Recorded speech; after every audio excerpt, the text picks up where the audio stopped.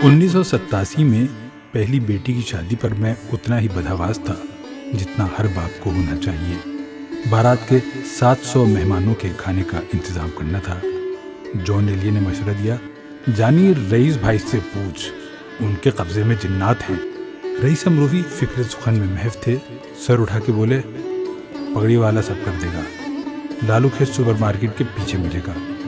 اور پھر بہر خیال میں ہوتا زن۔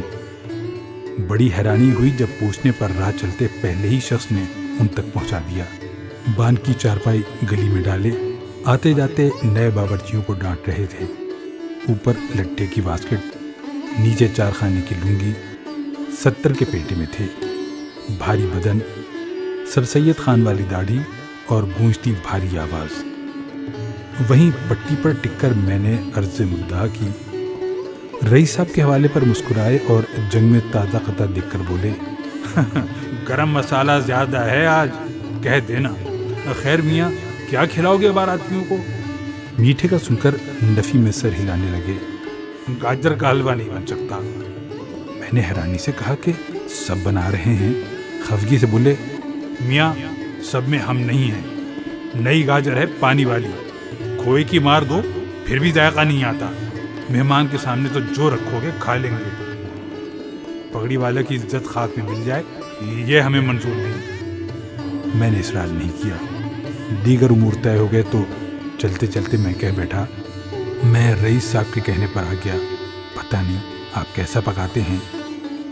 ناگواری کے آثار سے اندازہ ہوا کہ میری بات انہیں بری لگی، اور کیوں نہ لگتی، کوئی میری حسن خان سے کہتا کہ معاوضہ تو مل جائے گا، مگر پتہ نہیں آپ گاتے کیسا ہیں، تو کیا وہ انکار نہ کر دیتے؟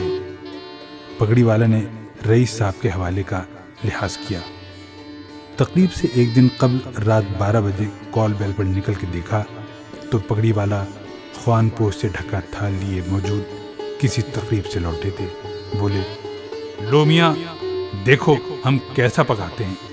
اور سوزوکی میں بیٹھ یہ جا وہ جا، یہ کہنا ابس ہے کہ کھانا ان کی فنکاری کی صنعت تھا۔ بارات سے ایک دن قبل طلب کیا اور بولے، میاں بنڑے کی دیگ کا کیا ہوگا؟ میں سٹ پٹایا اور پوچھا، وہ کیا ہوتی ہے؟ وہ ہنسے اور بولے، میاں دلہن کے ساتھ بھی تو کھانا جائے گا، خیر کر لیں گے ہم۔ تقریب میں اپنے ساتھ خوبصورت گوٹے کے کام والے خوان پوچھوں سے ڈھکی 2 چھوٹی دیگیں الگ لائے۔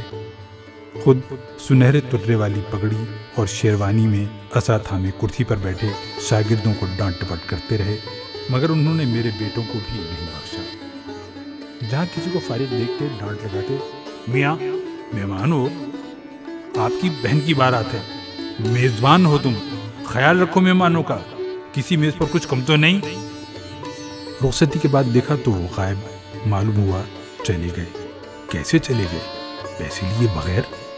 مگر وہ واقعی اسباب سمیت جا چکے تھے۔ اگلے دن ولیمہ تھا، پھر چوتھی کی رسم۔ 5ویں دن فرصت ملی تو میں ان کے گھر گیا۔ اسی طرح گلی میں چارپائی ڈالے بیٹھے ملے۔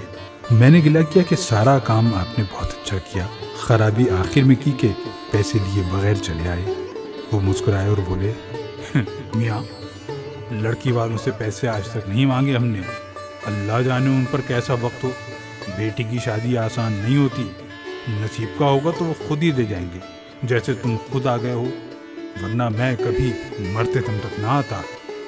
میں دم بخود پگڑی والا کو، اس باورچی کو دیکھتا رہا جس کا ترے دستار اس کی ناقابل یقین وزاداری، فراخ دلی اور توکل نے میری نظر میں ماؤنٹ ایوریسٹ سے بھی اونچا کر دیا تھا۔